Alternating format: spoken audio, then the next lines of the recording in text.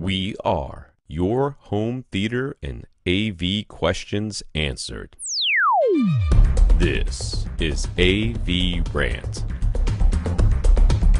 Want your home theater or AV question answered by Tom and Rob? Send it to question@avrant.com.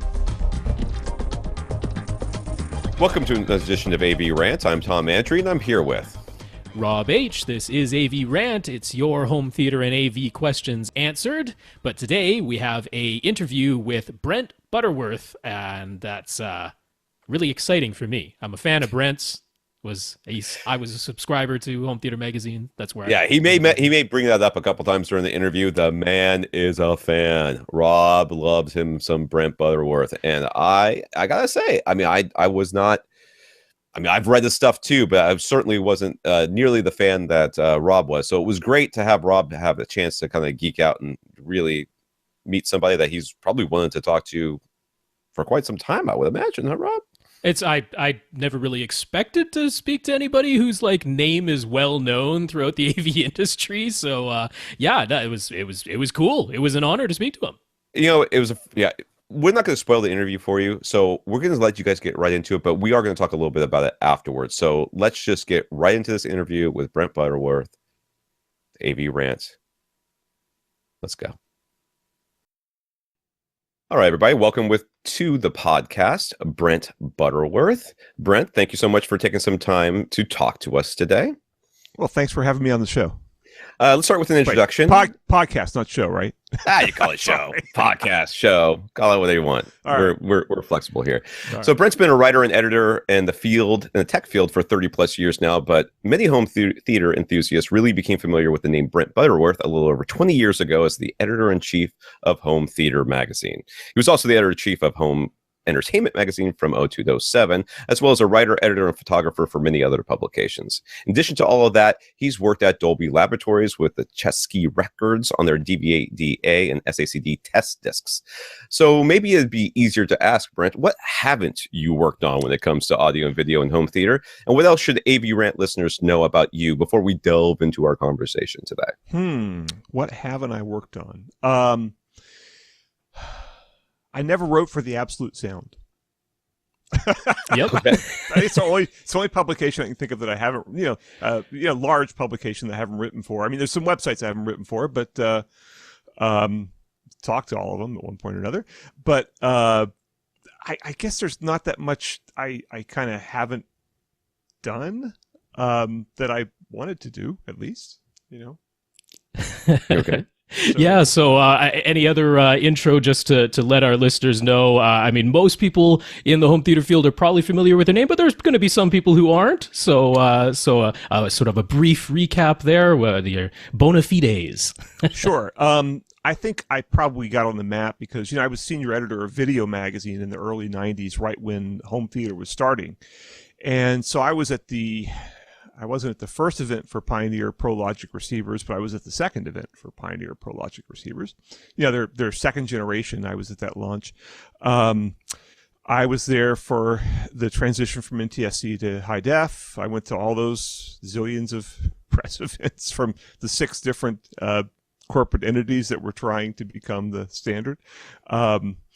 And so I transitioned there to being editor-in-chief of Home Theater, and it was sort of the right place at the right time. It was, at the time there wasn't really a home theater magazine. There was, video, which was video, and there was Stereo Review, which was stereo with very little surround sound.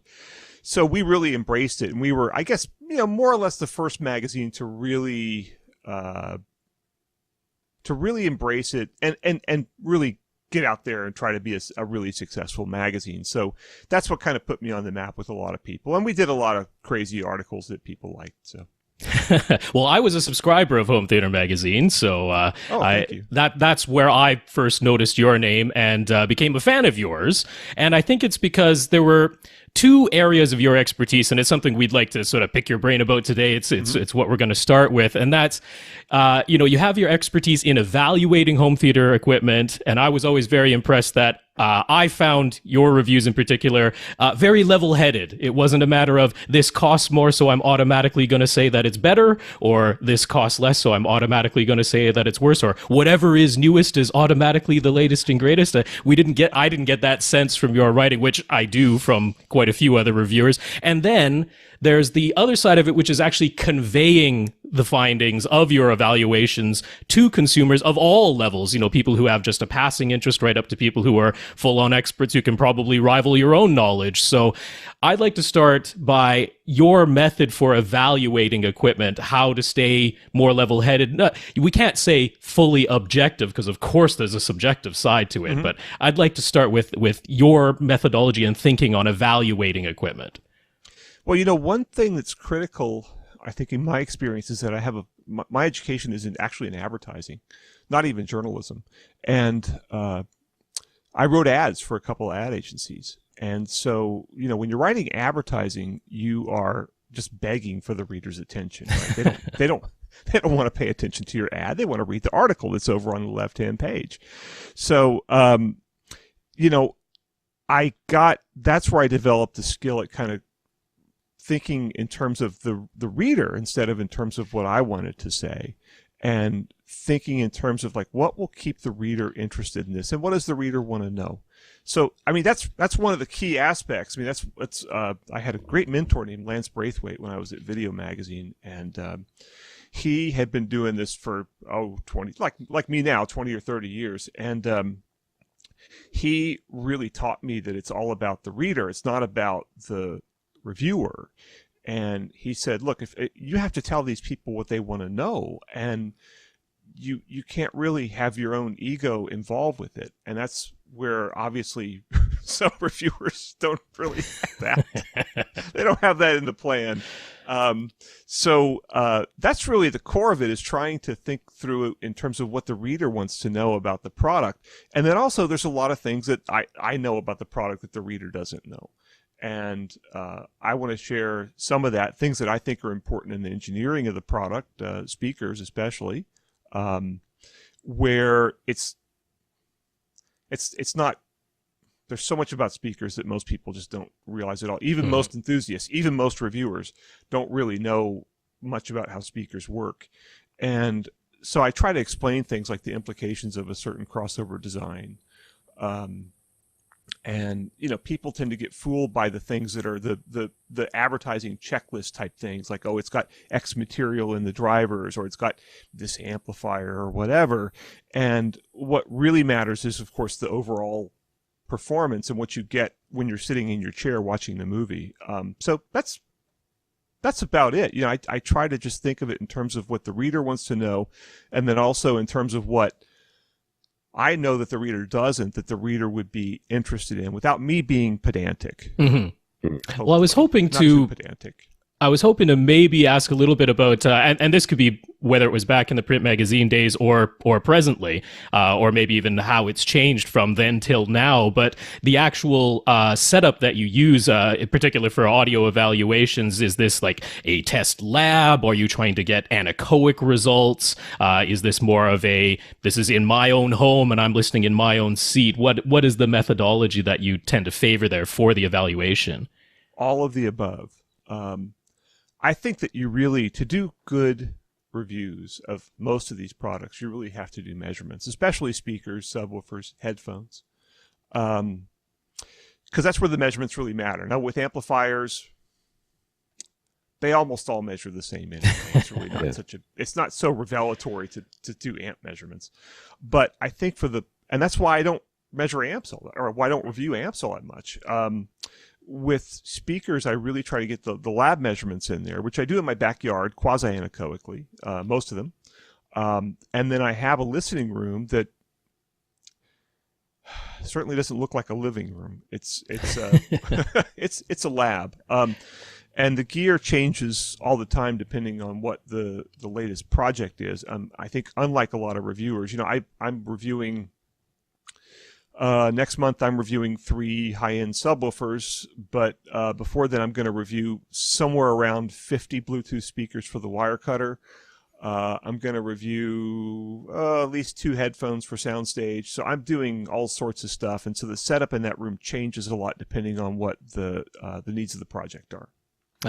Well, just before we move on, Tom, because I know Tom's itching to get to the AVRant listener questions, but I have one follow-up that really just came to mind while you were speaking there and talking about how you have used measurements. You're going for the semi-quasi-anechoic measurements that you can measure in your backyard there. And I want to know, for you as a reviewer, why there is such a difference between your methodology, especially when I'm thinking going back 20 years or so, where other magazines that I was reading, interested as a reader, it was purely subjective.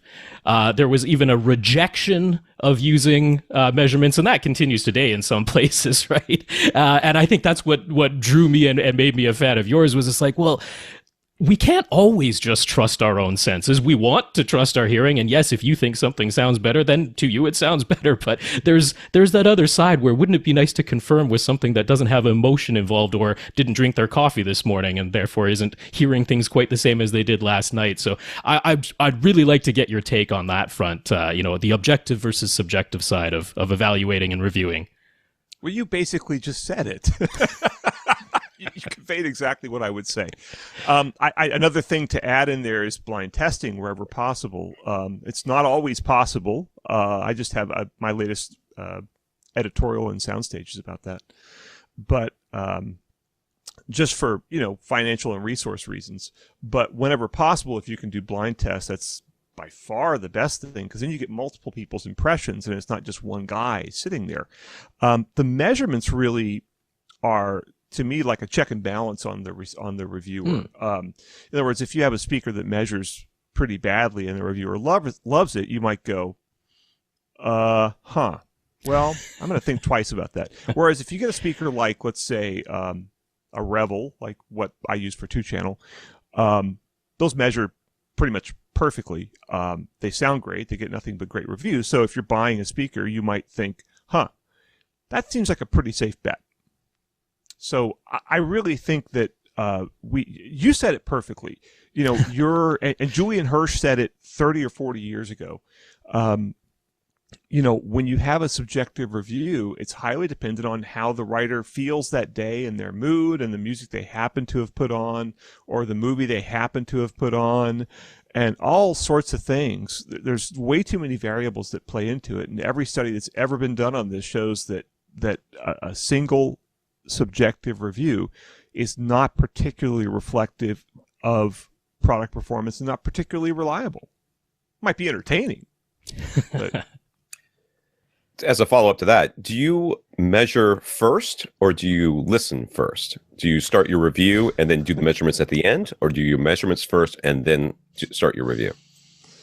Well, right now I have more than 50 products in for review, so it tends to be I don't have a strict rule about that. I usually prefer to listen first and measure second.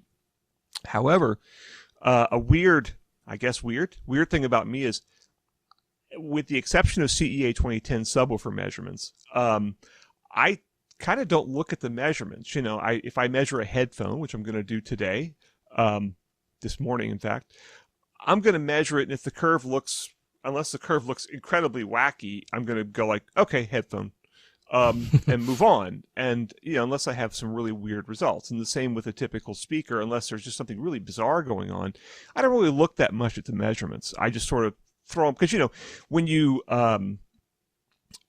between doing the measurements and publishing the measurements, it's just as much work to prepare the measurements and write the text and do all that kind of stuff and get the charts down. And in the case of speakers, you're taking a whole bunch of different curves. You might have, 20 curves. Mm-hmm. Or, if you're Harman, you do like 100 curves or something. But for a guy like me, 20 curves is pretty good. But I'm going to have maybe 20 curves on a speaker that I have to then kind of combine through all the software that I have to make the 1 or 2 or 3 representative curves that I show the reader.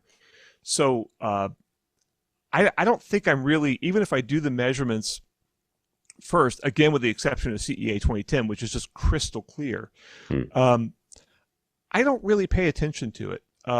It doesn't really, and plus I've measured so much stuff where I've measured speakers that I've measured speakers I had speakers that measured bad and sounded good. I've never had a speaker that measured good and sounded bad. That's a myth. But and in the case of headphones, we're still debating what those measurements mean. We're not even debating. We're off in the we're it's getting better, but we're still kind of in outer space. So you've got your setup room, your testing room. Do you have a home theater room or a place where you're experiencing like, Atmos or any of these other immersive audio formats? Yeah, it's all the same room. Okay. And so I have a 2-channel system that's Revels. Eventually I keep meaning to add the home theater components to that. And then I have a Sunfire system, which sounds a little weird, but it's actually perfect for testing subwoofers because the speakers roll off at about 110. So you can really kind of push the subwoofer in a lot of ways that you might not normally with some bigger and better speakers. I have a 7-channel. I have 7-channel amps from ATI, from Audio Control. I have a Sony Atmos receiver. I have Parasound 2-channel preamp, all sorts of stuff. I have like a giant pile of stuff in the back of the room that I can pull from. So we can't relate at all to the it sounds exactly. I've complained to people like, oh, first world problems. I'm like, listen, it is a problem. Not only do I have to keep the gear and I've got it all stacked up in the corner, but I got to keep all those boxes too for when I have to send it all back. Yeah. And you need a completely different room just for the boxes. This is why it's kind of hard to be a home theater reviewer in like New York City, which I did. Yeah. But it wasn't easy. Yeah. So do you consider yourself an early adopter, of new technologies? And how frequently do you upgrade components in your home theater? Well, on the early adopter side, it depends on how cool the technology is or how stupid it is. Still going for still waiting for 3D to come into its own, huh? No, that was stupid. I did it. I actually had a 3D TV. I still have the TV. I just don't use the 3D. I actually put it on once for half of a movie. It was Rio, and I was like, this is stupid. But with something like Atmos, where I went to the introductory press event for it, and Dolby brought about 20 people. They kind of trotted us all through the whole thing. I was kind of like, this is really smart, and so I latched onto that as fast as I could. And I still have holes in my ceiling. Well, they're patched, but from where I was doing some of the very early height speaker experiments that people like Parasound were doing back in around 2000, 2002, something like that. So I'm an early adopter if the technology makes sense. I'm the first guy to grab onto a subwoofer that has some awesome new amplifier that has all sorts of DSP features, but the new shit audio gadget. Have you guys seen this? Not that particular one. Yeah. All right. Well, it's a thingy. It's a doohickey. Normally you tune to A440 if you're playing a musical instrument, right? Which is 440 hertz is an A, middle A or whatever. And this thing detunes. That wasn't standardized until the 20s or so. So this thing detunes the music to A432. And so you can listen to music in a slightly lower pitch tuning. And I heard it at the Rocky Mountain Audio Fest, and I was kind of like, all right, yeah. To what end? Well, it sounds more, to what end? I mean, it's intellectually amusing. It was interesting to hear, but some reviewers, I already know a couple that are jumping all over it and basically say, "Oh gosh, the music is so much more relaxed and blah blah." And I don't really want my music relaxed. It's not intended to be relaxed, the metal bands are not supposed to sound relaxed. So sometimes I jump on it and sometimes I don't. It's a matter of what's cool. If there's a new if there's a noise canceling headphone that comes out that has really advanced DSP, I am all over that thing. Well, looking back at how home theater has progressed over the years, these questions are coming from our AVRant listeners, so they want to pick your brain just as much as we do. So what are your thoughts on where we are right now with modern home cinema? Do you think that the situation has improved for consumers versus 20, 30 years ago, or is there some ways that it's maybe gotten worse? They want to know your thoughts on that. Well, you're sort of asking the wrong guy, because I'm a bit of a Pollyanna on this. I fought NTSC for a long time. I used to lug an NTSC projector, a 3-tube projector, around with me from apartment to apartment. Even in New York City, I'd find a place up in the joist where I could screw them up there. And those things weighed 100 pounds, you know. It's way better now in terms of you can just go buy a projector for nothing, for $3,000 that has a way better picture than any projector did when I was coming up. And I remember when I was at Video, one article we did was, you know, could you put together a home theater surround sound system for a speaker system for $1,000? Whereas now it's, of course, there's lots of energy, take 5, all sorts of stuff. Back then it was really hard to do, and hardly anybody even had center speakers. I think that, you know, things like HDMI have been fantastic. That we're on a receiver now. You have just this little tiny pack of jacks instead of the whole thing being covered completely in jacks. It's easier to, you know, of course, HDMI had its growing pains, but it works well now. And, you know, you can get a fantastic picture for, you know, unbelievably easily for really cheap. And the sound that you can get, once we hit Dolby Digital, surround sound got really, really, really good, really fast. That was the big breaking point. Everything since then has just been, in my view, relatively minor add-ons. Now, with the exception of the auto calibration thing that's in receivers, if that's done right, that's revelatory. That's just fantastic. Okay. Yeah. Oh, is it my turn? It is. I'm like, why isn't he reading the next question? All right. Some of our listeners sent in video-related questions having to do with micro LED displays like Sony's Cletus. Is that how we're saying that these days? And Samsung's Cinema LED display, the wallpaper and rollable LEDs and HDR and all that stuff in particular. Primarily, people are just interested in your thoughts. What you might have seen at trade shows and where you think all this video stuff is heading. Well, there's no question that eventually, I mean, we're already at the point where people are abandoning projectors to get, because you can go buy a really big screen for nothing. For I don't know what they cost now. It's you know, a few $1,000s. You can go get a 72-inch screen that's the same size as the projection screen that I have. And you know, my projector, I got to turn off all the lights and things like that. And I think that you know, I doubt that I'll buy a projector again. Once my lamp goes, I'll probably just go buy a Vizio 72-inch or who knows what. And I think that once we get to the you know, unrollable or whatever you want to call them, OLEDs, yeah, projectors are going to stop because they're going to have so much more light output. They're not going to be as affected, nowhere near as affected by the environment. You know, projectors are a technology that's sort of on its last gasp when, you know, we start to see these displays. I would give it another, you know, maybe 5 years or something like that. I like to call them roll LED. I want to coin that term. Oh, that's a great term. So you, by your own words, you've been focusing primarily on audio recently. Yeah. And, you know, what's so attractive about audio for you rather than video? Well, first of all, you know, I reviewed projectors for sound and vision. I mean, I've done video most of my career. I reviewed projectors for sound and vision. Oh, when I started freelancing in 2008 until about 2010 or 11, and then a guy named Jeff Morrison became available, and Jeff is a much better projector reviewer than me. So I called up Sound and Vision and said, "Why don't you use this guy?" And I haven't reviewed a video product since. And the reason why is because nobody's great at video and audio. You have to, if you want to be great, good, that's fine. I want to be great at one thing. I want to know things no one else knows. I want to learn things I want to try things no one else has ever tried. And if you want to do that on the audio side, or I guess the video side, if you want to go really deep, you have to focus on one.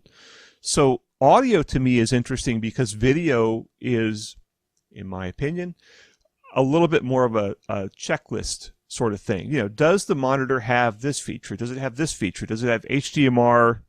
HDR? Is it HDR? I can't remember. High dynamic range. Yep. Yeah. Does it have the latest version of this? Does it have HDMI 2.5 or whatever? Does it have blah, blah, blah, blah, blah, blah, blah, blah?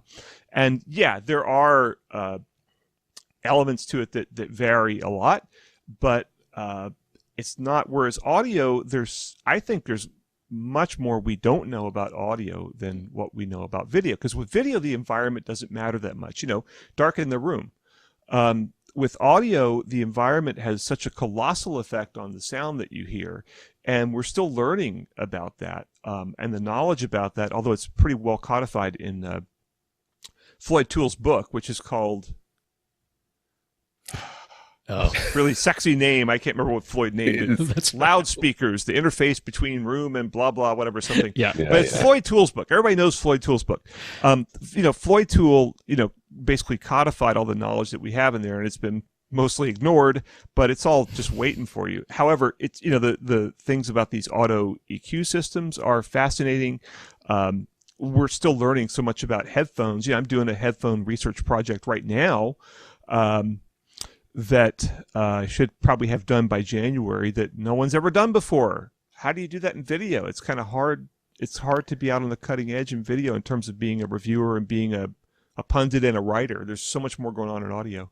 It sounds like you feel like video is very similar to amplifiers in that it's sort of a proven technology, and we've gotten to the point now where there's not a lot of variance. I know in my reviews in the past, and in fact, Clint DeBoer, who was the former editor-in-chief of Audioholics, he has basically outright said to me many times, he goes, it's almost pointless to measure, displays anymore because they all measure really well.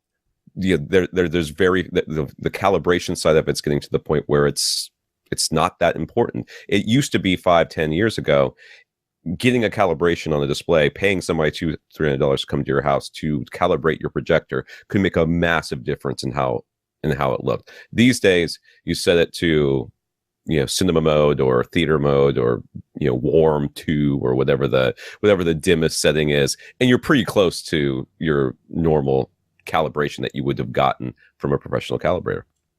Well, I would, if someone wanted to take what you just said and put my name on that quote, I'd be cool with that. That's a really astute observation that, video is a little more like amplifiers where, there are some differences, but the differences are nowhere near as important as the differences in speakers, headphones, subwoofers, because there the differences are gigantic and measurable and appreciable, and people have different opinions of them. So, people do, it's overstated, but people do hear a little differently, have different tastes in sound. And so it's just, to me, it's just, I go to what's interesting. I know Rob, transducers are interesting. I know Rob's dying to continue on, but I do want to follow that up with one last thing. Do you think that audio will get to the point, speakers, headphones maybe probably first, but speakers in that technology in general, do you think that we'll get to the point where where amplifiers, DACs, and it seems that we're also saying displays are now, where it's like, okay, these are the measurements, this is what it does, you know what you're getting, you don't have to listen to it as much anymore? Or do you think that the fact that people hear so differently in rooms are so different that no matter what room correction system we come up with, no matter what speaker transducer topology we come up with, there's always going to be enough variance where reviewers are going to have a place? Boy, that's a wow. That's a really good question, because how, for example, reviewing an amplifier. I mean, I've done this. We did this a lot at home theater. We'd line up 6 amplifiers and match the levels and have a blind test, and different people would weigh in. And once in a while, some amplifier was clearly better, but typically it's like, oh, I like amplifier A, I like amplifier B, and that's not a particularly useful review. That doesn't tell people what they should buy. So, and plus, on a different day, people might have a different favorite. So ideally, with the better speakers that I've reviewed, I actually have a blind testing switcher, an ABX testing switcher. And I'll throw a black tarp over the speakers and things and put them right next to each other. And with some of the really good speakers, it actually gets even hard to tell the speaker apart at times. You can eventually you hone in on the differences, and you can. But the thing is that there's always going to be, especially in 2-channel, not as much, nowhere near as much in home theater, but in 2-channel especially, you're going to get and headphones, you're going to get guys who are convinced that they have the right answer. And they're going to come up with a speaker that, well, one of the telltale signs is lots of drivers on the front. They're going to come up with some new magic, what they think is a magic theorem for the perfect sound. And of course, they put it together so they liked it. And it seems exotic, and they come up with a good pitch so other people like it. And so reviewers test it, and some reviewers go, oh, yeah, blah, blah, blah. And the few reviewers who really understand how speakers work go, yeah, no. But so there's the thing is, I think that we could do essentially kind of perfect speakers, kind of perfect systems right now, are really close to perfect if we wanted to. But there's always going to be different opinions and different people trying things, and that's where the reviewers come in. Is this good? And even if it's not good, is it amusing? Is it kind of cool? Is it fun? My friend Steve Guttenberg at CNET is really into that. He's like, hey, I don't care if a speaker's accurate. I care if I like the sound. And he likes some pretty wacky speakers, speakers that are outside the bounds of conventional engineering. And that's fine, because it's all about brain chemistry, right? It's all about the dopamine and serotonin that gets flowing. If you dig listening to some really wacky speaker, then hey, more power to you. Yeah, I like the description of the many drivers, because it seems like it's either that or it's all the way down to one driver only and nothing else. Right? Single driver. Extremes. Oh, yeah, and neither of those work, by the way. We are aware. Three or four drivers works really good. All in a line, vertical line, 3 or 4 drivers. That's kind of about where you want to be. Right. Well, we've danced around a lot of these topics, but of course, at AVRant, once in a while we like to talk about subwoofers, and so do our listeners. And so you've mentioned them several times, and this is an area where I remember you distinguishing yourself from a lot of other magazines. I was reading the magazines that were saying, 1, subwoofers are the devil and nobody should ever use them, or 2, there's no way to have a subwoofer that's part of a home theater system that can also sound okay for music, or there's no way to get them to blend with good speakers, all that stuff. And I remember coming across your name going like, no, subwoofers can fill in the low end really nicely. But there's the other parts of it as well, which is getting it to work well with the room, placing the subwoofers in the room, multiple subwoofers, lots of topics that we like to cover on AVRant. But in your experience, measuring subwoofers, placing them in rooms, dealing with that, getting them to blend with speakers, what are the really important things that you're trying to convey as far as subwoofers matching with speakers in rooms go? Step 1, use an AV receiver. Because those actually have subwoofer crossovers. Very, very little of the 2-channel gear has subwoofer crossovers built in. And in most cases, those are going to be pretty primitive and not very adjustable. And that's why I have the Parasound Halo P5, because it's actually a really good subwoofer crossover built in. Most receivers, really kind of just about any receiver, will have a pretty well implemented crossover, because Dolby required it way back in the days of Dolby Digital, and had not a real strict stipulation, but a strict enough stipulation that you couldn't screw it up too bad. So when you, in terms of getting the blend right, as long as you don't do something silly like try to cross over a pair of bookshelf speakers at 40 hertz, or even worse, running them full range, which I've seen manufacturers have insisted, oh, my bookshelf speaker can run full range, but that's exactly what you don't want to do, because it's going to distort like crazy and it's not going to sound as good. So I think probably the biggest variable, if you are using a receiver or a surround processor, which I assume 100% of your listeners are, not quite 100%. Okay. Well, the other 5% use a receiver or surround processor. Once you have that, it becomes about positioning the subwoofers in the room, and that's not exactly with one subwoofer. It's actually pretty easy. I mean, you guys know the subwoofer crawl, where you put the subwoofer in your seat and you get down on the floor and kind of crawl around and find the spot where it's the most even sounding. That works really good. If you're doing two subwoofers, which I think people should, I found that they often will sound really good if you just sort of plop them in the corners. You may want to do some EQ. I strongly encourage people to do EQ, either through an auto EQ thing in a receiver, although those are sometimes dicey, or you can get a mini DSP or any of the other different things that'll EQ the bass, and it's not really, and then you're going to need some measurement gear of some sort, which I'm happy to note that a lot of home theater people have, and most 2-channel people do not. This is what people like SVS have told me. Like, yeah, our home theater people, they can measure and stuff, whereas the 2-channel guys have no. So if you have some measurement capability, which is not at all expensive these days, you can really get your system dialed in, I think, really easily. If you don't have measurement capability, you're kind of flying blind, for no good reason.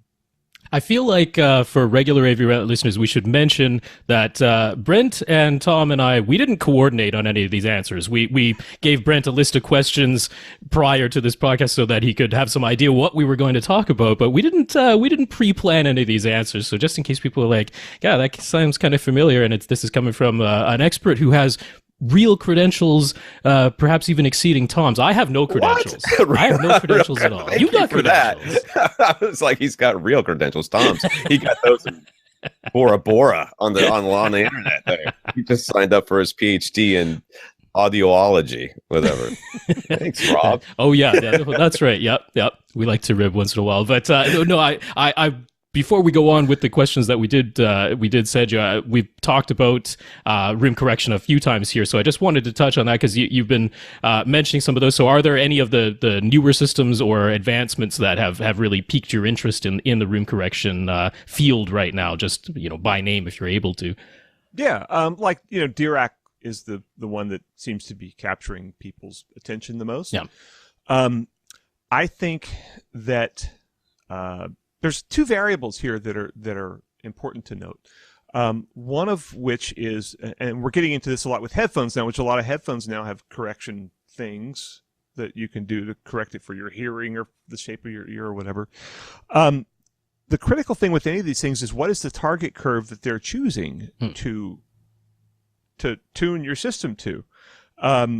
If the target curve choice is smart, then there's enough DSP horsepower and the algorithm's doing what it's supposed to, you're going to get a good result. If the target curve's off, no matter how fancy the system is, it's going to give you a bad result.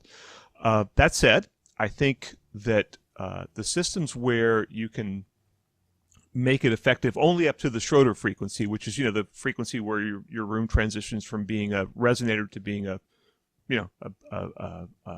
like a billiard table where the sounds just bounce around. Reflector. Yeah, a reflector. Thank you. Up to that, if you can just EQ up to that frequency, that's a great thing, because you don't need the EQ above that unless your room is just really bizarre, like you're in like some weird rich guy house with all glass walls or something and no rugs. In most cases, you only really need to EQ up to 200 hertz or so, and once you've done that, you just as I think Paul Hales, the speaker designer, put it to me. He said, "Look, grand pianos don't come with EQ knobs.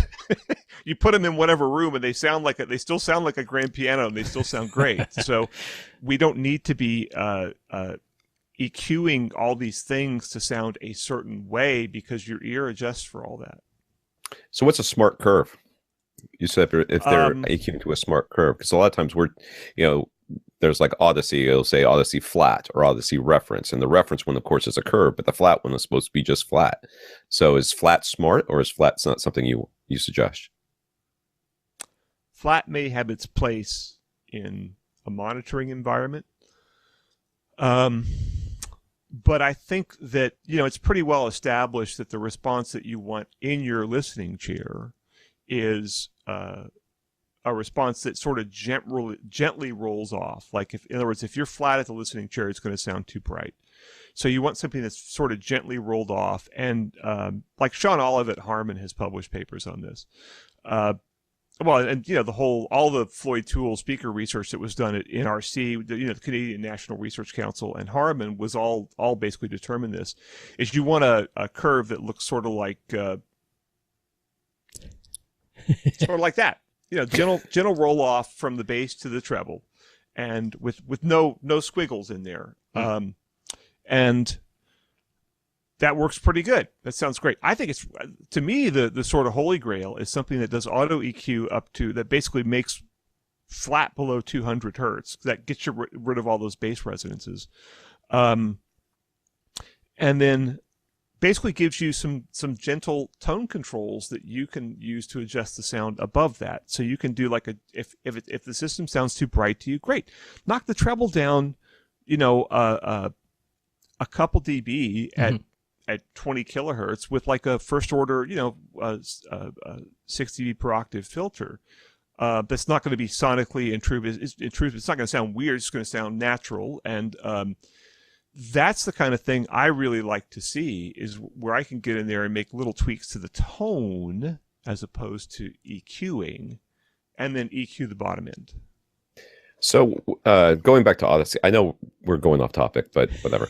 So going back to Odyssey, Odyssey's most recent update and the newest version of Odyssey and the newest receivers has the Odyssey Editor app, which you can download for $20, and then you can adjust the curve yourself. Is that something you think is worthwhile and something that people should have, or do you think that the manufacturer should set the curves and give you, like you're saying, a gentle tone control that you can do? Most receivers, I mean, not most, but many receivers, even today, will have a little bit of a tone control. Well,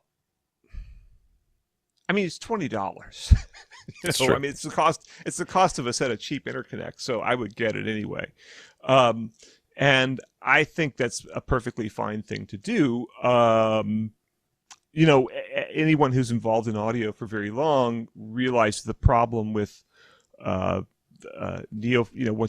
I think it was Laurie Fincham that said there's nothing more dangerous in audio than a neophyte with an equalizer. Yeah. So if people have the power to really screw their systems up, some of them will. And of course, it's a sexier sell if you give people that power, even, they think they know how to use it. Maybe if they have some measurement gear, they can do something intelligent with it.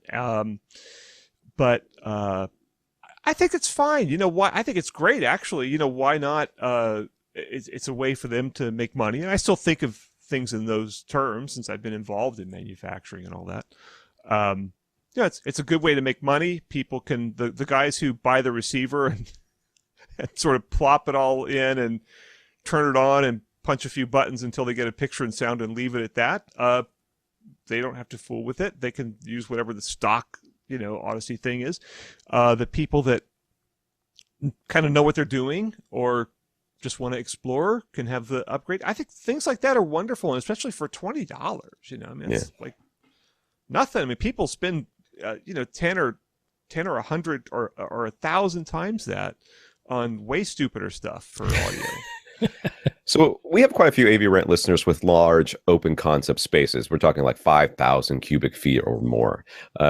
We like to call them McMansions, but they usually get offended when we do that. We're actually doing a video right now on how to calibrate two subs. It's like somewhere between a review and a training video, how to calibrate two subs for these large open concept rooms. But finding a sub that can fill that room, even with a pair of them, is at affordable prices has been a challenge for some of our listeners. Do you have any subwoofer models that jump to mind that would be good for these large, like great rooms type spaces?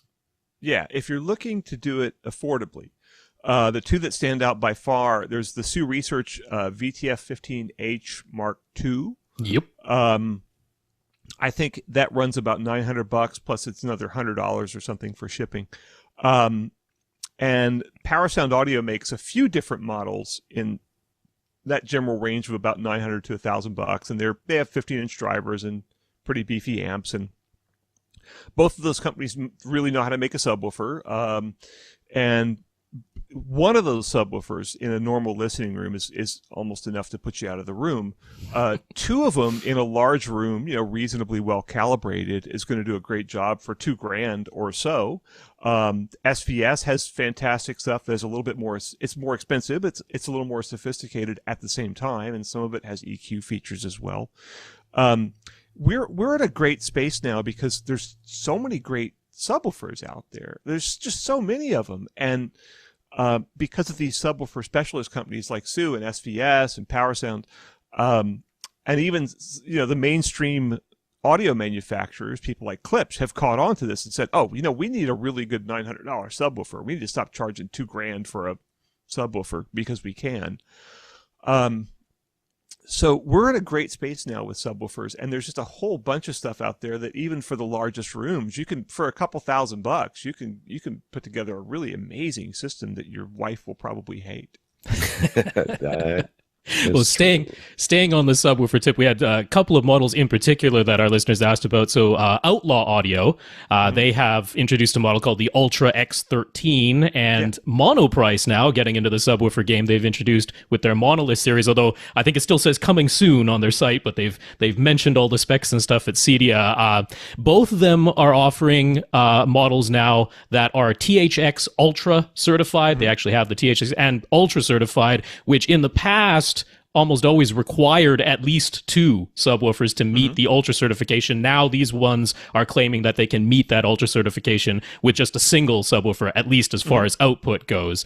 So is that something that people can really put their confidence in, that THX certification? Does that really mean something? Or, you've mentioned these other subwoofers, the ones you said by name, don't happen to have THX Ultra certification, and yet we'll all vouch for them having the output capability for a large space. So does that really mean something? Is that an advantage? And those models in particular, if you have any experience with them?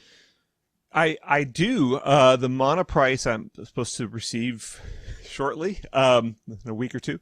The Outlaw I did a review of. And the one of the Monoprices I know is going to be pretty similar to the Outlaw. It does mean something. In other words, THX tests these things, and they, everyone who comes up with a test, a system of tests is going to come up with a different system of tests. Theirs is okay. My personal feeling is that they are too strict on the distortion spec. Because once you get into, if you have 10% distortion in a loudspeaker, boy, it's really easy to hear. I shouldn't say that. It's pretty easy to hear. If you have it in an amplifier, boy, it's really easy to hear. But with a subwoofer, it gets pretty hard to hear. And I say that as someone who's measured, I don't know, a couple hundred. And so when I go out in my backyard and do my subwoofer measurements, I hear what I'm looking on the software, and it'll say this is 10% distortion that you're getting right now. So I know what 10% sounds like with a subwoofer, and 10% is sort of the threshold where you can start to hear it. As I understand it, THX doesn't publish their specs, but as I understand it, they are more stringent, and they get down into like 1% distortion, which is really too tight, because you start to lose the ability of the subwoofer to, shall we say, get up and boogie. And so my personal feeling is that I would rather see a looser spec on that. However, that Outlaw sub really kicks. I'm sure the Monoprice ones will too. So it means something. In the absence of someone testing these things, and THX has, to me, always been like this, in so many cases, the products really weren't tested, or the reviewer didn't really test them much. So it's good to have that, especially with things like amplifiers. You could buy the THX amplifiers. I think they still have a couple of them, but back in the day, you could buy those and you knew it was going to work. And you knew the processor was going to work and it was going to have the features that you needed.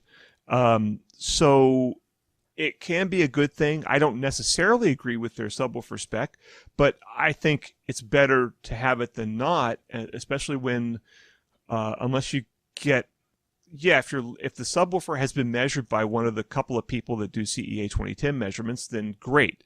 But in a lot of cases it hasn't, and if it passes THX, it's going to not be a piece of junk. It's going to be a pretty good sub. So. In other words, if someone buys that Outlaw for a high output situation, you're not going to be going, "Oh, you really should have spent your money elsewhere." That's a pretty okay purchase, yeah. No, that's a good. It's a very well engineered sub. I know the guy who engineered it pretty well, and they and that guy has done a lot of subwoofers for a lot of people, and really knows his stuff, and so that's a really, really good subwoofer. So one thing we've talked about on this podcast, and I think it's something that's been talked about, and a question that comes up often, is speaker matching. Mm-hmm. A lot of times people are worried about matching the front three speakers, that sort of thing, and that makes sense. And we talk about timbre matching and all of that. But when it comes to these Atmos overhead speakers, and I'm going to expand the question to include the surrounds and the surround backs, how important do you think it is to match the speaker so that you got a perfect timbre match all the way around? Is it important for your overhead speakers? Is it important for your surround speakers? And important for your surround backs? Or can you just get a good speaker and put them in those places that matches, at least on a spec wise, meaning that you're not trying to match a speaker that has really, really high sensitivity with one that has really low sensitivity? As long as it matches close enough, that's probably going to be okay. That's a great question. And this is actually something we dealt with a lot when I was at Dolby. I think for the front three, the left, center, and right, matching is really critical. I think if you're going to have a center speaker, unless you're doing a little tiny system, it's really important to have a three-way center, with a tweeter, woofer, or tweeter, mid-range, two woofers, right? Because that will match a front normal tower speaker or large bookshelf speaker. Now, when you get into the surrounds, it becomes less critical. I mean, anybody can verify this, and that's for a couple different reasons. First of all, your hearing profile from something that's behind you is different because of your pinna.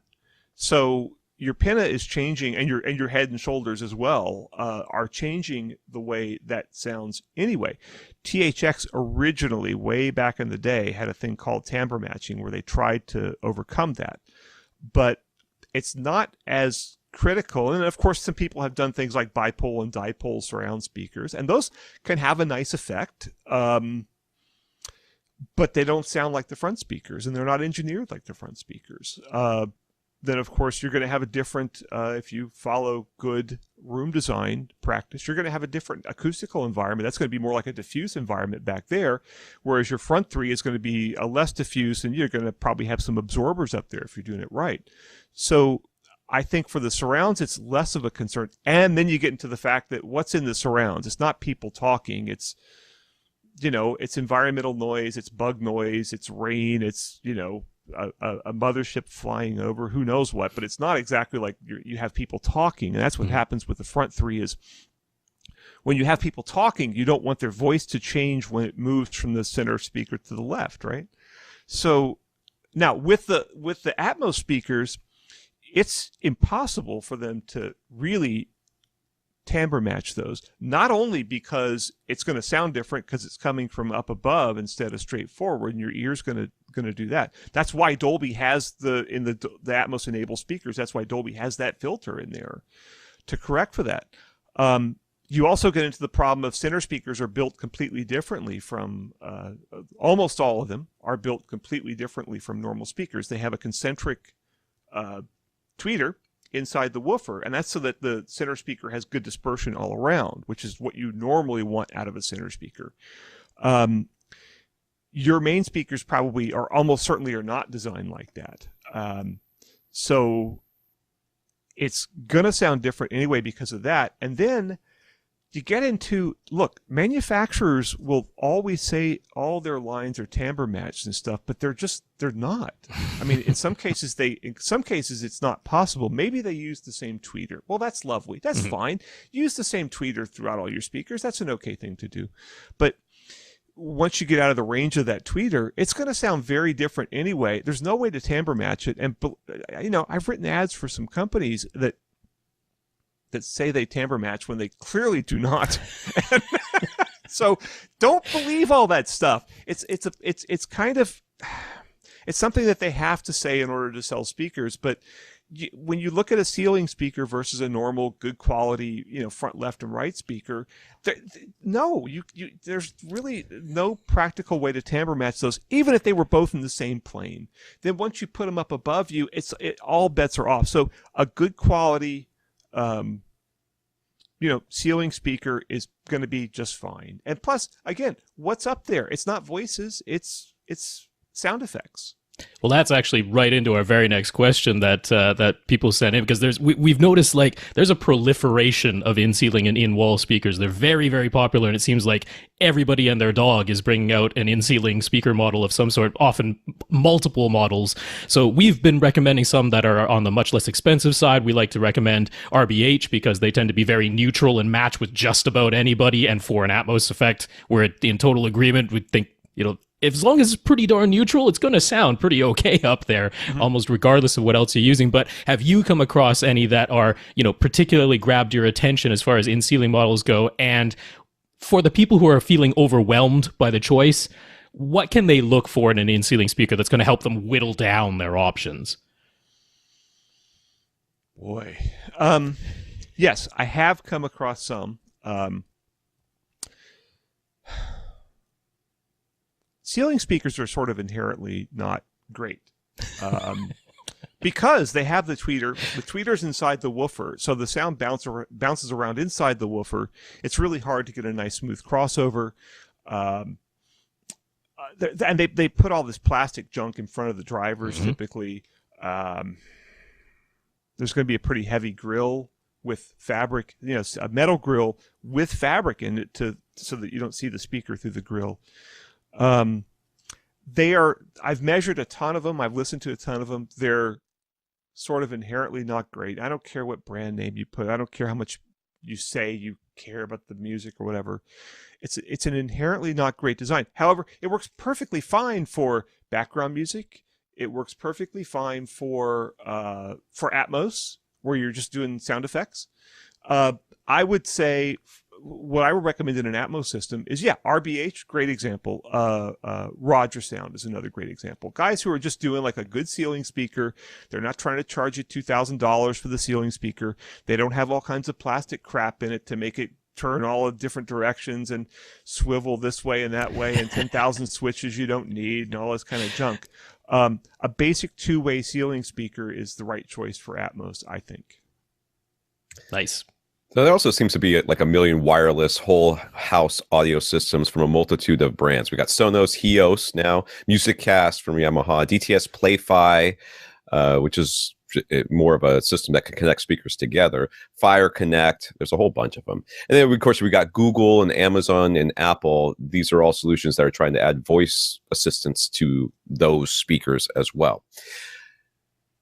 You pick one, it might not be compatible with any of the others. If you get one that supports the Apple solution, it's not going to, of course, it might not be compatible with Sonos or something like that. So what is your advice on sorting through all these options? Do you have a favorite? Do you have one that you use? I mean, you're clearly doing a huge Bluetooth speaker review or overview. So what's your sort of take on this distributed audio, whole house audio system stuff? Well, first of all, let me say, I think the stuff is wonderful. I was a very early adopter of that. I was a very early adopter of Amazon Echo. I'm a complete addict of it. I have a Google Home. I just bought the new Amazon Echo. I think this is the wave of the future. And once you've had voice command for music playback, it's great. You just tell it what to play and it plays it. It's not like you have to go looking for whatever music you want to hear. It's a wonderful thing. That said, there are so many different systems out there, and they have limited or no compatibility. And one of the difficulties is, you plug in a Sonos system and it works. Sort of like an Apple computer, they have complete control over the whole ecosystem. Whereas if you plug in a Chromecast speaker, Google Chromecast, probably works. If you plug in a Play-Fi speaker, I don't know. Maybe it has the potential. So, it's been frustrating for me that Sonos works really well, but it doesn't really work with anybody else's stuff. Chromecast works pretty well, but you find a couple speakers. I just did a test of them for the Wirecutter, a whole bunch of them, almost all the ones that were available, and there were a couple that I could not get to hook up, and there were a couple that I initially had some hookup problems, and then they solved themselves, and now they work fine. So, I guess if I was going to buy a system right now, well, I'd probably get an Alexa-based system because their mic array is way better than the Google mic array. The Google mic array is kind of a hunk of junk. So the voice recognition on an Alexa is going to be probably way better than what's going to be on the Google products. JBL's coming out with a line of Alexa-powered speakers. A few other people are. So I would probably make my decision based on which voice command system the device is compatible with. And all these voice command systems now can do multi-room to some extent. They added that to the Amazon Alexa. Google Home's always had it. So I would make my choice based on that, and my choice would be an Amazon Alexa-based system. And, in another year, you'll be able to go out and buy a bunch of those things from different manufacturers, and they'll work great. And some of them will sound pretty good, and some of them will sound pretty bad. But that's the way I go. And you can go buy one. You can go test the waters for $100. The new Echo is $100, and it actually looks kind of nice. And I bought one for my mom. Oh, don't watch this, Mom. She's not going to watch it anyway. There's no way she'll watch this. But anyway, so don't tell my mom. Don't call Brent's mom. I have the Echo Dot, and I like it because I can connect it up to any Bluetooth speaker, and it will stream whatever I want to it, which is kind of nice. But I was an early tester of the DTS Play-Fi system, which I quite like, but I've had the same sort of experience that you suggested, which is it works, and then sometimes it won't, and then you have to unplug everything and plug it all back in, and then all of a sudden it works again, and then sometimes it loses connectivity, and you're not really sure why.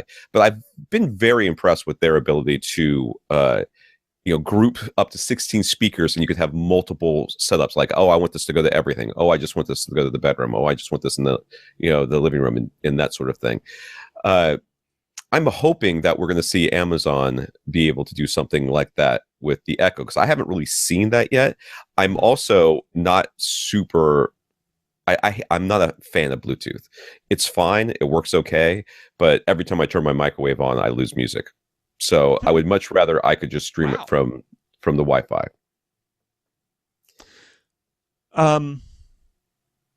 I lost track of the question there. I'm sorry. It's not a question. It's a statement, and then you can comment on it or not. I just want that. I want Amazon to. You're on the podcast. They might actually listen. Amazon, fix it. That's what I'm saying. So I'm confident that they'll fix it. They have limited multi-room capability now. I can't recall if they have the ability to group, but that's just software. Yeah. That shouldn't be so hard to do. Google did it right out of the box, and AirPlay has done that. Apple AirPlay has done that for I don't know. What's it been, 10 years or something? So there's no reason they can't do that. Amazon has almost more resources than anybody else. They'll do it at some point. They're still evolving, and they're just jumping to the point now where they have licensees who are doing Alexa-based products. Mm-hmm. I mean, that's just happening right now. So, and eventually, obviously, you're going to want those products to talk to each other. So I think probably in another year that'll all be ironed out. But it already works fine with so many other systems. It's not like it's some big engineering challenge. I will say that Alexa's. We're gonna have to put a trigger warning at the beginning of this podcast for Alexa, because people's Alexa's going to be. Oh, that's great. Be going crazy. But Alexa. That's right. Oh no, Alexa, play Pandora. We call her she who shall not be named on our podcast. So. Mine in the next room just answered me. So the Echo Dot is going to be my go-to gift. I gave one this last Christmas to my parents. I bought one for myself for my birthday, and then I've got 3 friends that are getting them for Christmas this year, because it's just I think it's not transformative, but it's certainly it's something that you will absolutely use. You give somebody a speaker and they're like, oh, thank you, and then it ends up not doing much. You give somebody this and they actually use it. So I am every day. I am very much a fan of it. I was in there just now making a shopping list, and Alexa does that for me. I've never done that. Oh, I just play music. I play music and I play Jeopardy, and I ask it what time it is. That'll work too, but it's got, like, on the app, it just has the list right there. So I make my shopping list whenever I need some. The kids add stuff to it all the time, which is how I ended up with 3 bottles of Worcestershire sauce. So how do I need 3 bottles? I don't know. Kids. They don't go bad, do they? They do not. They're already bad by definition. Well, our last question that we got from our listeners, we're sort of going far afield from what we've talked about, but AV receivers, and we've seen some of these models now that have 11 amplifiers all built into one chassis. Saw that with the Marantz SR8012 at CEDIA. Denon has one, Anthem has one, some other brands have some. So do you consider this a good value? Is that something that's actually going to perform well and sound good, or should people be a little wary of 11 amps all in one chassis with one power supply? Should people be favoring separates instead of that? Well, sort of yes to all those questions. The thing is, look, I mean, you can get monolithic amplifiers, amps on a chip that are really, really, really good, and they've actually been good for about 20 years. The better ones. So it is possible to do to put 11 amps in a box and have it work pretty well. And you're still dependent on a power supply, which you always were. Now that power supply is presumably not all that much bigger, and it's going to be spread out among 11 amplifiers. But those 11 amplifiers are not all running at the same time. So, I mean, yeah, they're not running at the same. They're not doing the same pulse, right? They're doing different things, even if they are running at the same time. So it's not really that big of a deal.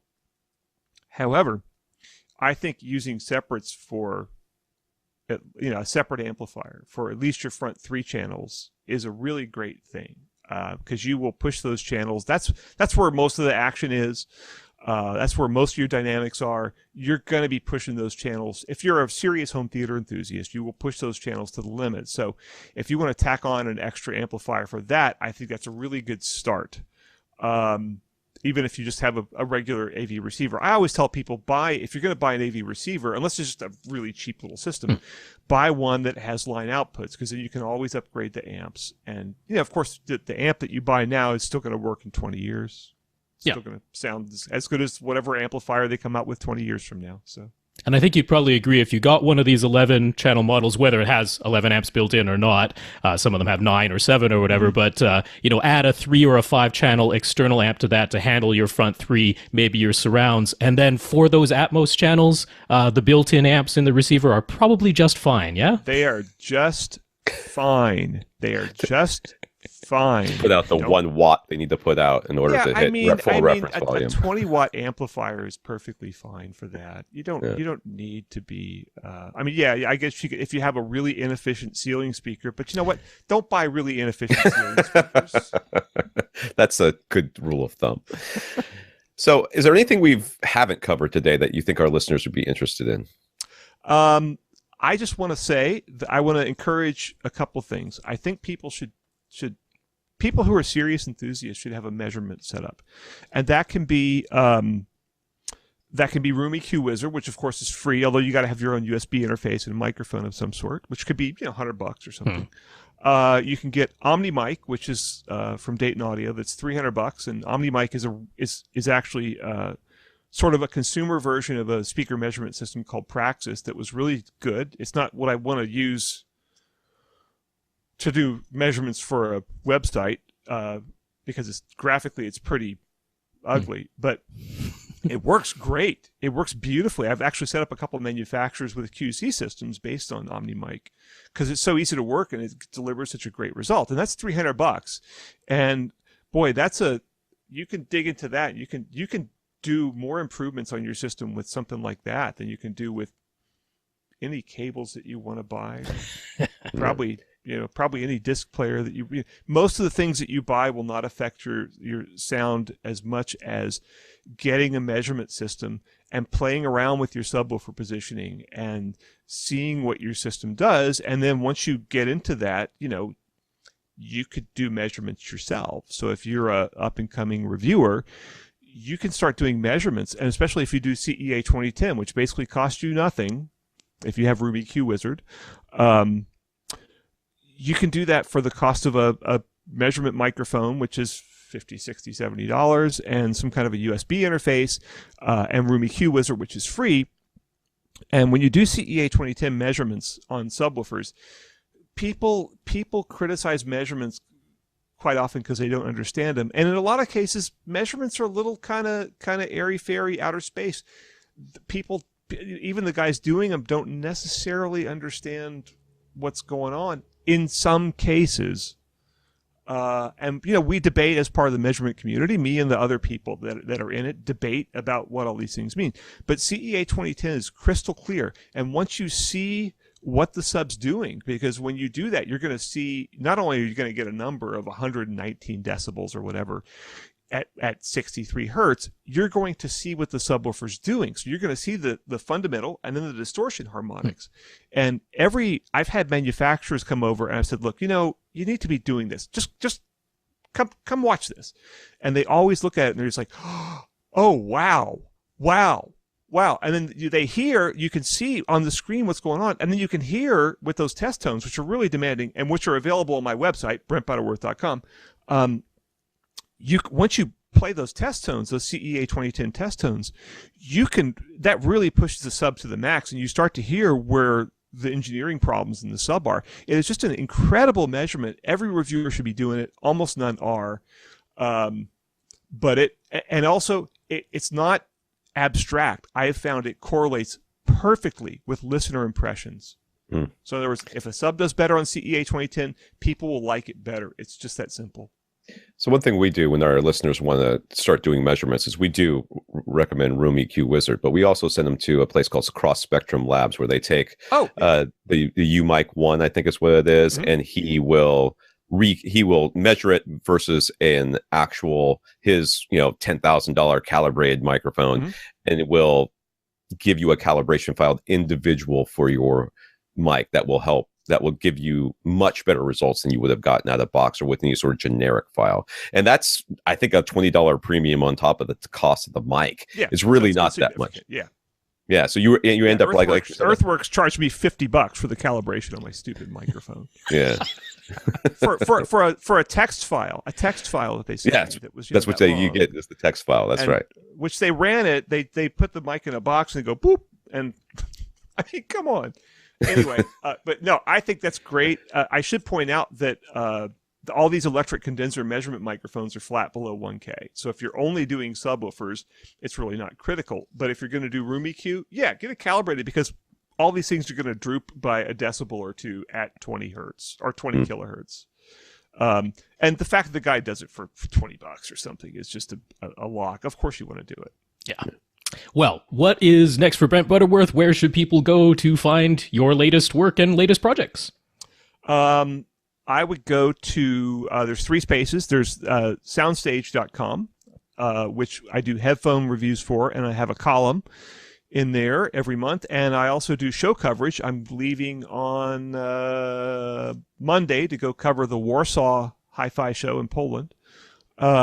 We have, and Soundstage really, I think, has it together. They do measurements at the NRC up in Canada in their anechoic chamber, and they're really kind of trying to move forward and get out of the guy sitting there in his living room with a glass of scotch listening to something, and kind of thing that I think that a lot of the audio publications are mired in. So soundstage.com. Wirecutter.com, which is completely different. That's a big consumer site that's owned by New York Times, but we do a lot of really cutting edge testing. We tested, there's all these kids' headphones that are supposed to limit the volume to X dB, and we tested them and found that a lot of them don't. We tested earplugs. We're testing. We actually have a test where I spent a lot of last night working on, where we're doing the most involved, competent, extensive tests of headphone DAC amps. These little things that are that big. Nice. You plug your headphone into with your computer or your iPhone or whatever. We did a blind listening test with them. We did measurements. We did really extensive work on that, and that's going to be a great article. I'm working on this headphone project that I don't want to talk about because I don't want HeadFi to steal it from me. And I love those guys, but I want mine published before they get the idea.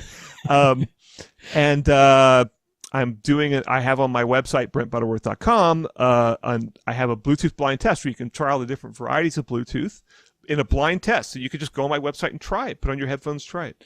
And I'm doing for that, I'm adding aptX HD, which is the new variant of aptX Bluetooth. And I've had a manufacturer tell me, oh, you got to try it, it's great. But of course, no one's really done a serious test of it, so I'm adding that. And I like doing things no one else has done before, so that's, if I can get a great idea, no matter if I make money on it or not, even if it costs me money, I'll pursue it until the ends of the earth and try to publish some little article that I won't make any money on. So last, because we didn't ask you this question, and I want to ask, and I know this changes as time goes on. Mm-hmm. What are your current favorite pair of headphones? Oh boy. What's your go-to? Okay. Well, the Hi-Fi Men Sysvara to me is mind-blowing. The problem is there are almost no headphone amps that can drive it, and it's $6,000. Okay. So it's got some issues, but it is really like a whole level above most of what's going on. The really expensive Focals, the Utopias, those are all, I can't remember what they cost, $5,000 or something. Those are just fantastic headphones. Now, if you want something normal, or I should, at a price that's reasonable that you can plug your iPhone into, the Hi-Fi Man HE400i, which just dropped in price from $500 to $249. And they discontinued their $300 one, and they dropped the price on this one. The Hi-Fi Man HE400i is a mind-blowingly good headphone. That's probably 95% of what you can get from any headphone, and it plugs into your iPhone or your computer or whatever you want, and it sounds amazing. And it's $250. And are those Sony MDR 7506s on your head right now? Of course. Good eye. Yeah, well, these are the standard for music production and everything. So, and they're, I don't know, $80, $90. Yeah. So, lastly, how can people get in touch with you? Obviously, you have a website. Is there any other way? I like to say that people can find out how to get in touch with me, and if people are all right, I'll tell your readers because they're all smart. Brent at BrentButterworth.com. However, that's on my website. So anybody who's smart enough to just Google, Brent Butterworth. Well, it's not like his name is, Steve Jones. There's probably not that many Brent Butterworths. I'll Google that. Oh, there's BrentButterworth.com. Oh, there's the contact information. Okay, so it's a little bit of a screening thing. Like people who are like, how do I get in touch with you? I'm kind of like, yeah, I'd rather you didn't. Well, Brent, it has been an absolute pleasure. You guys found me. You guys found me. So yeah, we had to go to the dark web, though. We had to go to the dark web to find you. We had to get some Russian hackers on our side. Oh, okay. No, it's been an absolute pleasure talking with you this morning. I've been a fan of yours, so it's been an honor for me to get to speak with you in person. And thank you so much for joining us here on AVRant. Thanks, and I have to say, I think you guys are doing a great job. It's a really nice podcast to listen to, and it's kind of fun to. It's like sitting with a couple friends gabbing intelligently about audio and video, and intelligent discussion of audio and video is always refreshing and delightful and a change of pace. Well, thank you very much. We like to say that Rob, I bring the gab and Rob brings the intelligence. So between the two of us, we're a perfect team. That's right. Thanks so much for being with us, Brent, and have a great day. Okay, thanks, guys. You too. So that was our interview with Brent. I've got to say, I was pleasantly surprised as to how it went. Okay. You're pleasantly surprised by all our interviews. Well, so far, so good. We have not yet gotten to the point where I have to stop midway through an interview and say, listen, I'm sorry, did you just say that cables make a difference or something? Because I feel like you said that. There was one moment during the interview. I can't remember what it is right now. There was one moment where he said something. I was like, oh, what did he just say? And then I realized I heard him wrong. I was like, oh, thank goodness. Because I did not want to do that. I didn't want to do that. It was going so nice, but I kind of was like, okay, he's going to start talking about cables and amplifiers and how they this and that and all of that. And he's like, nah, no, amplifier just kind of works. I'm like, oh, thank you. I'm not the only person that's been saying this for the last 10 years. I made no defense of 3D. I let that go. You did? I accept that really is the case. When Brent says it, it's the case. But when I say it, it's just me talking, right? Not quite. I think my favorite part of the interview was when you let everybody know that Brent had real credentials. That was you nice. misheard me. You misheard me. I did not we were speaking over each other. Now, yes, okay, I use that phrase, but I was saying that even exceed Tom's I have no credentials. That's what I was getting at. I was saying even exceed Tom's. That was in there. That was a backtrack. It's okay, Rob. I don't take any offense to it whatsoever. It's hilarious. But I was like, hey. Yes, you made that clear. Yes, we got the hay in there. No, that was a really great interview, and I really personally want to thank Brent for coming on the podcast. We talked a little bit afterwards, and kind of described the format of the podcast, and he was very gracious and complimentary about how it went and how practiced we seem to be after 10 years. I should hope so. But most of all, I invited him back. Listen, you could come back sometime, and he said that might be something that could happen. So if we have him back, which I'm not saying that we will or we won't, but if he comes back, what I'd like to do is have him come on for a little while on one of our normal Monday podcasts and just answer questions with us. Just answer questions. So what we'd probably do in such a case, because we know his schedule is a little bit tight on Monday evenings, is what we would probably do is have him come on, introduce him, and go right into the questions. Then when he's done, when his time is elapsed and he's ready to go, he'll leave, and Rob and I will go back and do the news and the comments and everything else. Yeah, so absolutely. I think that's what we might end up doing in the future. We'll see. We're not going to press it. Right now we're in the honeymoon phase. We just with first date. We can't just go start texting him. Well, you haven't texted me in a while.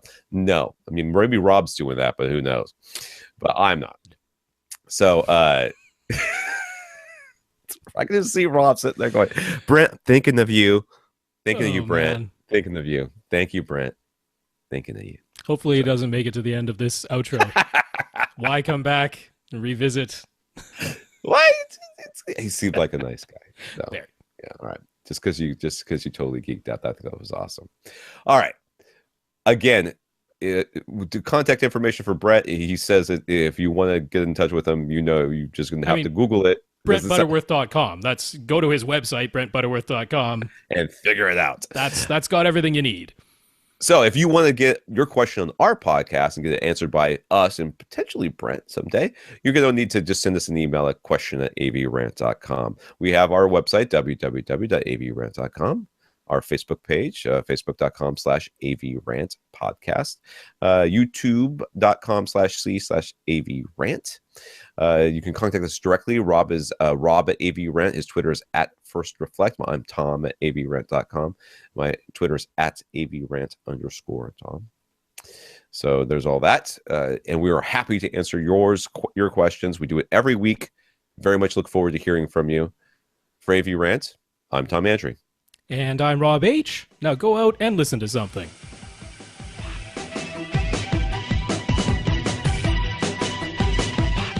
Want your question answered? Send it to question@avrant.com.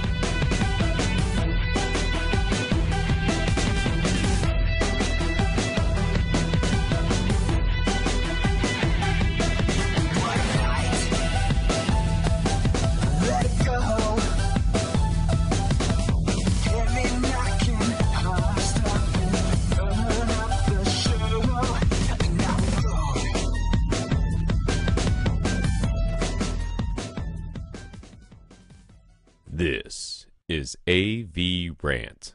Now go out and listen to something.